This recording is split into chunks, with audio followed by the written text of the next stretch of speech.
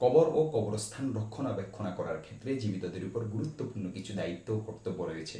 তন্মধ্যে সর্বাধিক গুরুত্বপূর্ণ দায়িত্ব হল কবর ও কবরস্থানকে সর্বপ্রকার শিরক ও বিদআত এবং শরীয়ত বিরোধী কর্মকাণ্ড থেকে মুক্ত রাখা।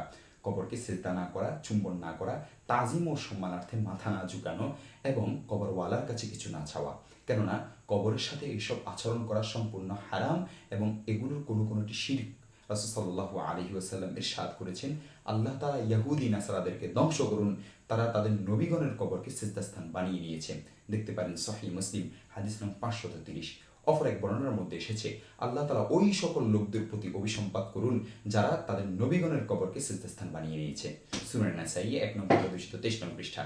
তদ্রুপ কবরকে কেন্দ্র করে কোনো প্রকার ঔরস উৎসব না করা, আলোকসজ্জা, মোমবাতি, আগরবাতি না জ্বালানো, কেননা কবরকে কেন্দ্র করে এগুলো করাও হারাম।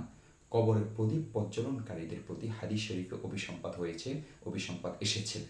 আব্দুল্লাহ ইবনে আব্বাস রাদিয়াল্লাহু তাআলা আনহু থেকে বর্ণিত, তিনি বলেন, রাসূল করিম সাল্লাল্লাহু আলাইহি ওয়াসাল্লাম কবরে প্রদীপ প্রজ্বলনকারীদের উপর লানত করেছেন। সুনান নাসাঈ 1/223 নং পৃষ্ঠা। কবরকে ফাঁকাফুক্ত ও চাকচিক্যময় না করা, কবরের উপর ছাদ না করা, কেননা হাদিসে এ থেকেও নিষেধ করা হয়েছে। জাবের রাদিয়াল্লাহু তাআলা আনহু বর্ণনা করেন, রাসূল করিম সাল্লাল্লাহু আলাইহি ওয়াসাল্লাম কবরকে ফাঁকাফুক্ত ও চূর্ণ কর্ম করতে নিষেধ করেছেন। সহিহ মুসলিম হাদিস নং 970। মোট কথা, কবরকে সব ধরনের বিদআত রুসুমাত থেকে মুক্ত রাখা জীবিতদের কর্তব্য ও দায়িত্ব। দ্বিতীয়ত, কবরকে বাহ্যিক পরিচর্যা ও রক্ষণাবেক্ষণের দিকটি। সেক্ষেত্রে কর্তব্য হলো মৃত ব্যক্তির সম্মানহানি হয় এমন কোনো আচরণ কবরের সাথে না করা, যেমন কবরের উপর চলাচল করা, বসা ইত্যাদি। আবু মারতাদা রাদিয়াল্লাহু তাআলা আনহু থেকে বর্ণিত, রাসূল সাল্লাল্লাহু আলাইহি ওয়াসাল্লাম ইরশাদ করেছেন, তোমরা কবরের উপর বসবে না, কবরকে সামনে রেখে নামাজ পড়বে না। দেখতে পারেন সহিহ মুসলিম হাদিস নং 972। অন্য বর্ণনায় এসেছে, ইবনে হাজাম রাদিয়াল্লাহু তাআলা আনহু বলেন, একদা রাসূল সাল্লাল্লাহু আলাইহি ওয়াসাল্লাম আমাকে কবরের উপর বসা দেখতে পেয়ে বললেন, কবর থেকে নেমে যাও, কবরস্থ ব্যক্তিকে কষ্ট দিও না। দেখতে পারেন মাজমাউজ জাওয়াইদ 3 নং খণ্ড 191 নং পৃষ্ঠা। জামিয়া তিরমিজিতে জাবের রাদিয়াল্লাহু তাআলা আনহু থেকে বর্ণিত আছে, তিনি বলেন, রাসূল করিম সাল্লাল্লাহু আলাইহি ওয়াসাল্লাম কবরের উপর চলাচল করতে নিষেধ করেছেন। অনুরূপ কবরে যেন গরু, ছাগল বা বিভিন্ন পশু না ঢুকে এবং কবর অপবিত্র না করে সেদিকে লক্ষ্য রাখা।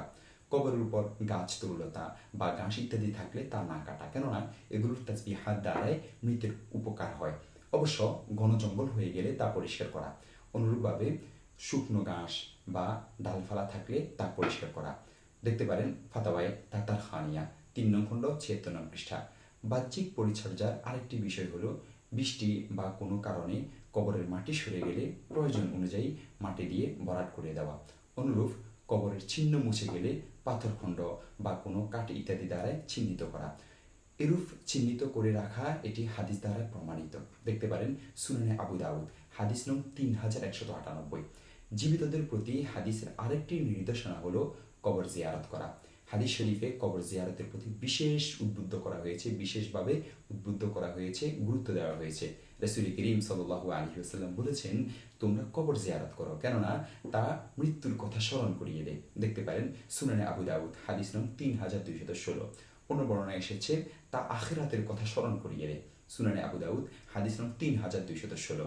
তাই মৃত্যুর কথা স্মরণ হওয়ার দ্বারায় একদিকে যেমন জিয়ারতকারীর ইমানি ফায়দা হয়, তেমনি এতে মৃতেরও বড় উপকার হয়, কেননা মৃত ব্যক্তি জিয়ারতকারীর দোয়া ও ইস্তেগফার ও নেক আমলের ইসালে সওয়াব দ্বারাই উপকৃত হয়।